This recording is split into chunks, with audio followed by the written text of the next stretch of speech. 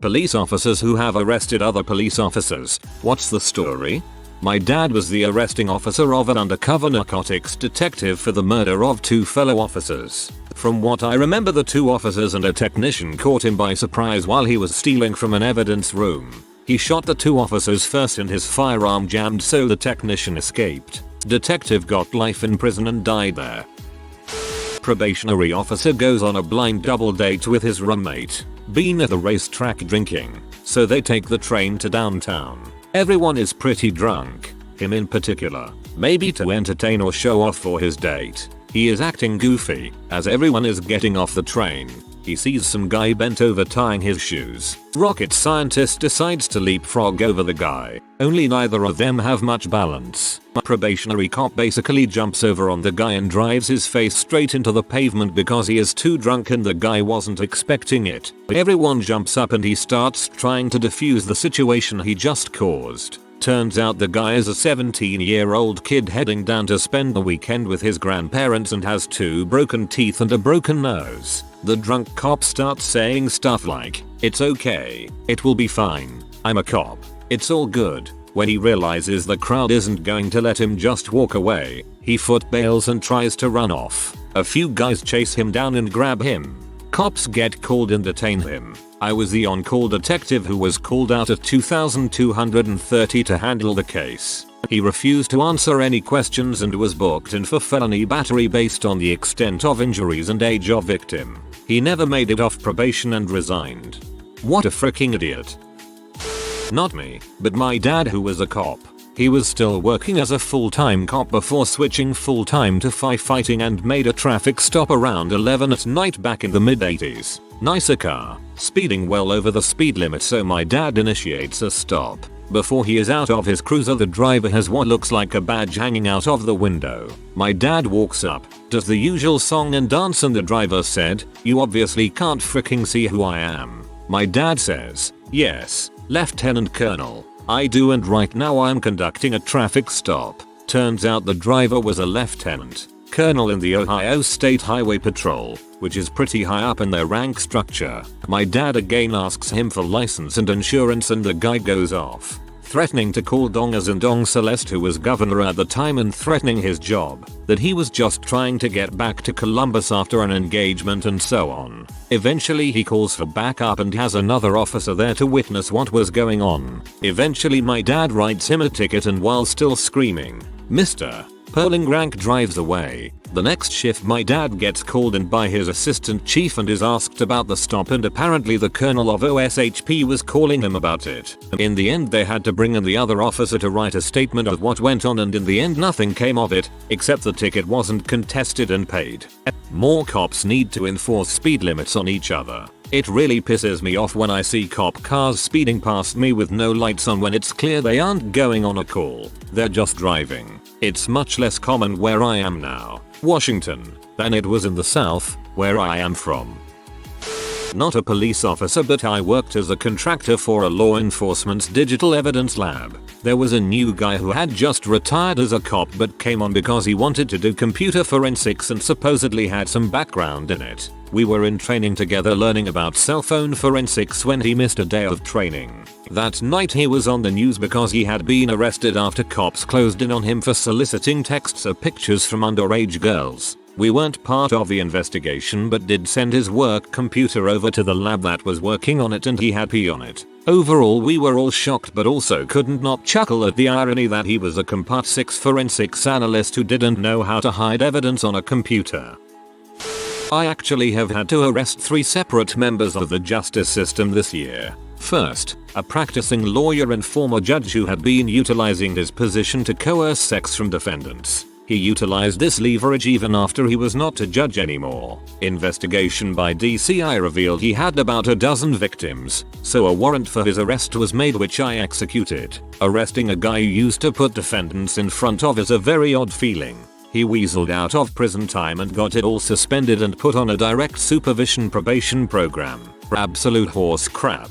I've seen guys do way less get way more time, but it's not really a secret that money has a habit of tipping the scales of justice. Next was a prison guard whom strangled his girlfriend, then stalked her relentlessly. I actually arrested him twice because after he posted bail on the first one he was spotted lurking outside her home only 45 minutes after being released. He's currently in on felony assault, strangulation of a household member, and felony violation of a protection order. He's still in my jail awaiting trial with a bail that has been substantially increased. I'm anticipating prison time for him, but only time will tell. Third was a city police officer. I'm a county deputy sheriff because we received a call from a 6-year-old that his dad was in the garage doing drugs and wouldn't come out. Showed up to find 4 very young kids running around unsupervised. It was a city police officer smoking M that he had confiscated during a traffic stop and not reported or turned into evidence.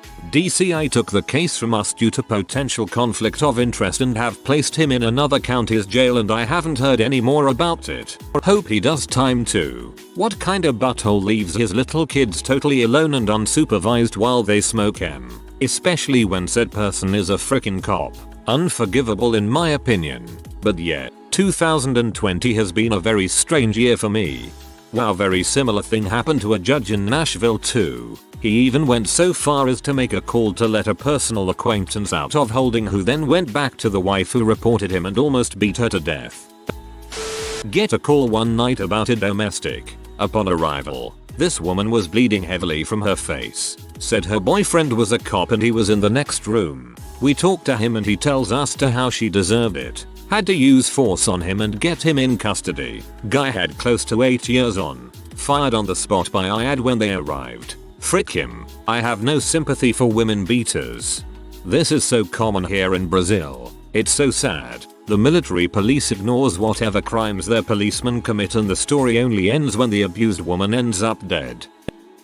Locked up one for a DUI. Dude was passed out in his car at a red light. He worked for my department. I knew him but not too well. Came up to me and apologized a few months later, which I didn't expect. Nice enough fella. Good ending. I am a cop for a medium-sized city PD. I have arrested 2 officers for AUI, one from my department. I arrested an LT for domestic assault, and 1 more officer for retail fraud. Never faced any backlash. Wasn't fired or written up. Not me but an uncle. Arrested an officer from another city for drunk driving, claiming to be the head of that city's police department. Head of the offending officer is my other uncle. First uncle's brother, who was actually sitting in my uncle's patrol car before the off-duty police officer was tagged. That must have been awkward. My cousin was local PD and told me a story about a fellow officer who was molesting his stepdaughter, 11 years old. They asked who was going to arrest him and all of the local PD officers refused, my cousin included. They had to call in the state police after the sheriff's department also refused to arrest. My cousin didn't understand my outrage at the story. I would have one less cousin. That's a full-on cut contact. Ex-sheriff's deputy here. One night on shift I had the great misfortune to overhear on the radio that a small local chief of police, the whole department was only 3 people, was not answering a radio call. So my shift partner goes out to the call that they were trying to get him to go to, and I make my way to try and locate this chief of police. On my way to the police station thinking maybe he's just asleep on the couch, I see his squad car pulled off onto the side of the road, lights going. In that moment my heart sank. My first thought was, oh no, this dude just got killed on a traffic stop. As I'm walking up to the car in a hurry, I noticed that he slumped over. I reached into the open driver's window and grabbed his shoulder to try and put my fingers against his neck to feel if he has a pulse or if his skin is still warm, and generally check to see if he is in fact still alive. As I'm doing this I notice a distinct and strong odor of alcohol. As the chief of police wakes up, looks at me, puts the car and drive and pulls away. About that time another deputy pulls up behind my car, and I put out my radio that the chief is driving off. The other deputy, forgetting that we all use a shared frequency, then comes over the radio and says hey, he should be easy to follow, his lights are on. The lights go off. Fast forward to several hours later. Command staff is out at the police department, seizing the weapons and evidence that's stored within the department. This chief of police shows up with the mayor of the small town and submits himself to a breathalyzer. He barely passes. Fun fact, District attorneys do not like prosecuting chiefs of police, especially when politics are starting to get involved. Unrelated to that, I was let go about 2 weeks later for calling a suspected butthole unprofessional conduct. Thank you to all you Leos who have done this. It serves no one to let cops get off free of punishment. More than once as a kid I'd be riding in the car with my dad, a Leo, and he'd be on his second six-pack of the day. He'd get pulled over for weaving etc. Then nothing. Dude was driving with 3 minors in the car, drunk enough to get pulled over for it, and let go every time. BC he was a Leo too. Still makes me mad. Not a police officer, but I'm a nurse and work intake at a county jail, and I've mostly seen officers arrested for domestic violence and DUI. I also worked with a deputy who was arrested for human trafficking. I'll never understand human trafficking. Sure, it's lucrative, but you have to be seriously depraved or emotionally dead to sell a person. Can't go into much detail, but had to book an officer in for taking his female roommate's phone and sending her nudes to his own phone. He then threatened to leak them unless she did sexual favors for him, but she called it in instead. Brave woman. I arrested 4 separate officers during my career. All 4 were sex crimes. To be fair, special victims were my forte and internal investigations fell under my title, so it just shook out that way. Not me, but my brother. There have been a couple of DUIs that he's arrested other cops for, and a fine issued against a cop throwing a house party during lockdown. The most interesting, stupid on the part of the other cop, was arresting a cop for assaulting a police officer. If you're a cop, don't go to a club and get drunk enough to lamp your own sergeant in the face when he's on duty and there to break up the fight you are already in. It won't end well for you. If you're too drunk to recognize your boss, being arrested will probably save you from liver failure. I've been a half bottle deep into Jack Daniels and still saw my boss coming across the hotel lobby I used to travel for a living.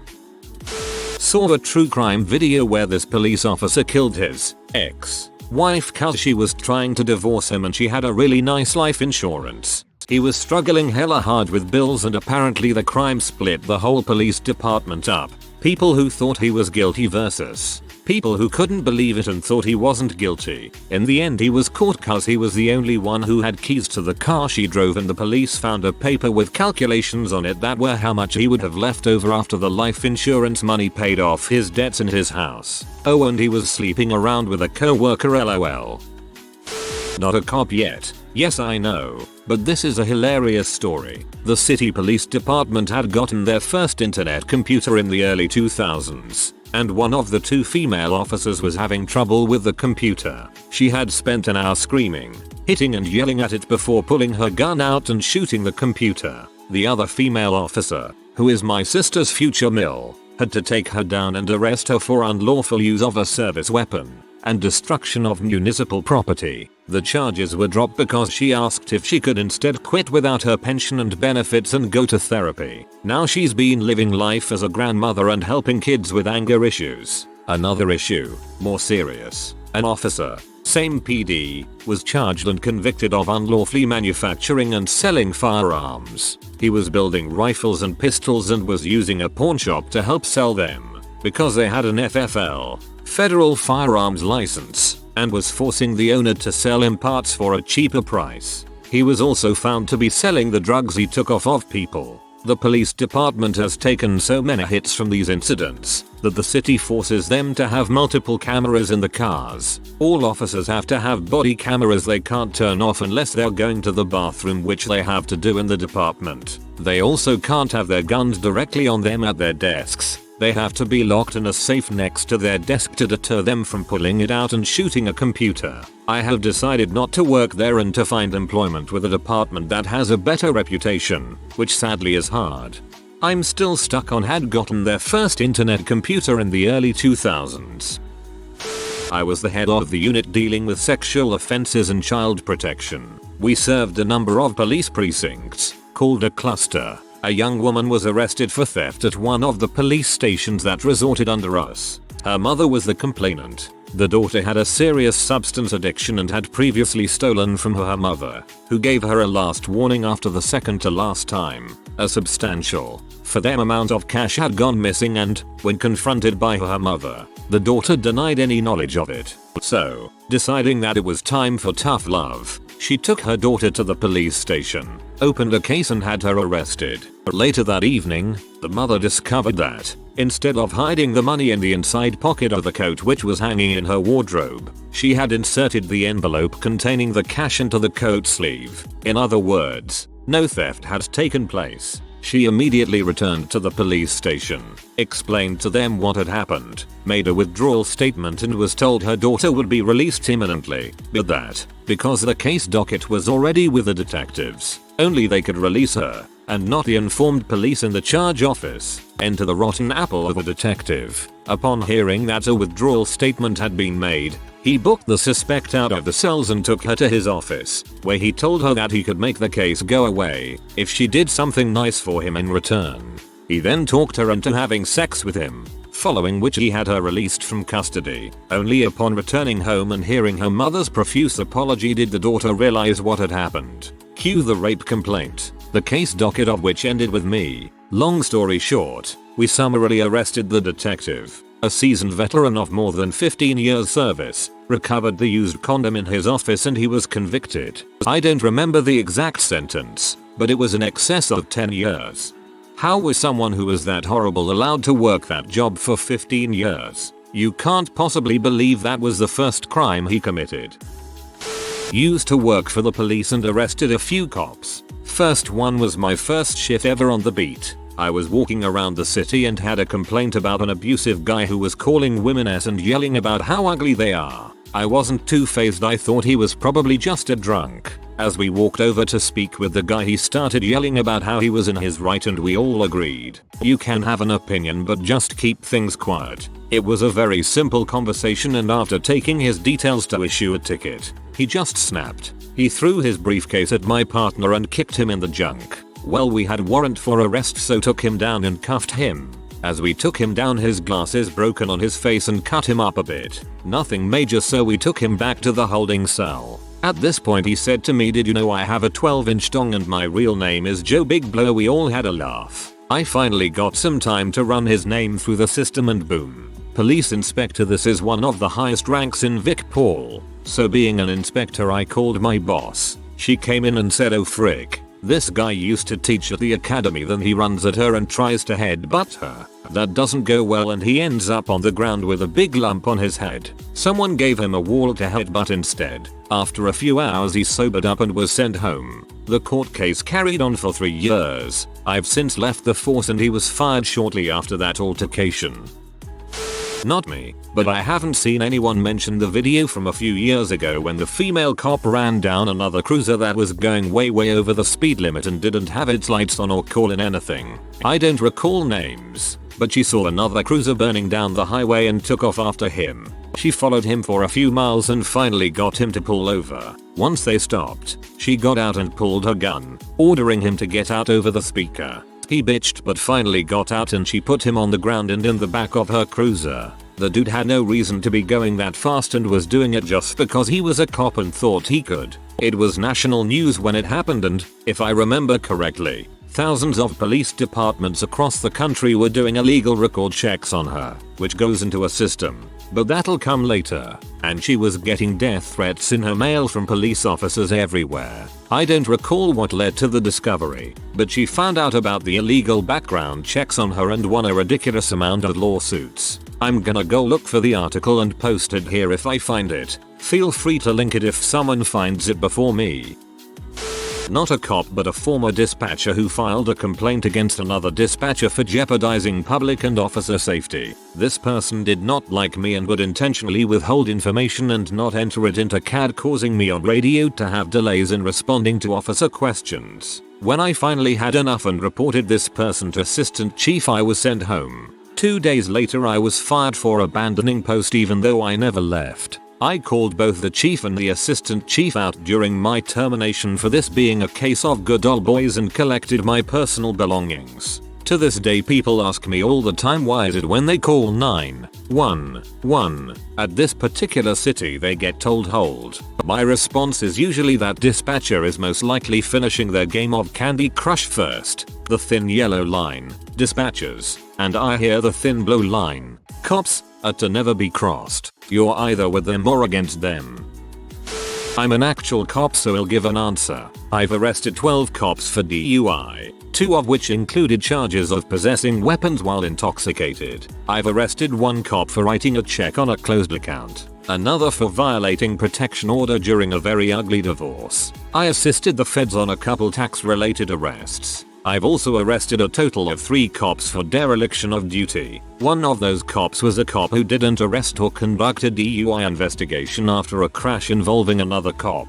All those cases proceeded in a similar fashion as other people with similar backgrounds criminal records would have with similar offenses. The slap on the wrist is actually very common and the norm with first-time offenders. Also, the things I've found cops arrested for are generally the same things other middle-class blue-collar workers get in trouble for: issues with substance abuse, particularly alcohol, and financial problems. My career is perfectly fine. I've faced absolutely no negative repercussions from any of my peers. I'd say if you work for a large enough agency you've probably arrested or written a ticket to a cop. My husband arrested an officer that took in a runaway minor in exchange for sexual favors. Dude was an officer placed at the kid's school. Kid was a missing teenage boy, like 16 or 17. Cop was getting him drugs and alcohol. 2. Hubs was put on the missing persons case. Once the parents reported him missing, he was supposed to have gone with friends for spring break. It was pretty fast, like 2-3 days. All the kid's friends knew. Cop had a party house for minors. Basically, creep. To all the police officers who are willing to rightfully arrest other police officers, I have more respect for you than you could ever imagine. One of the officers under me had a mental breakdown and shot his supervisor. It took 3 guys to take him down. Cops really should have frequent mental capacity assessments. If you are new to the channel, you can subscribe. I publish new videos every day. Until then, check another video.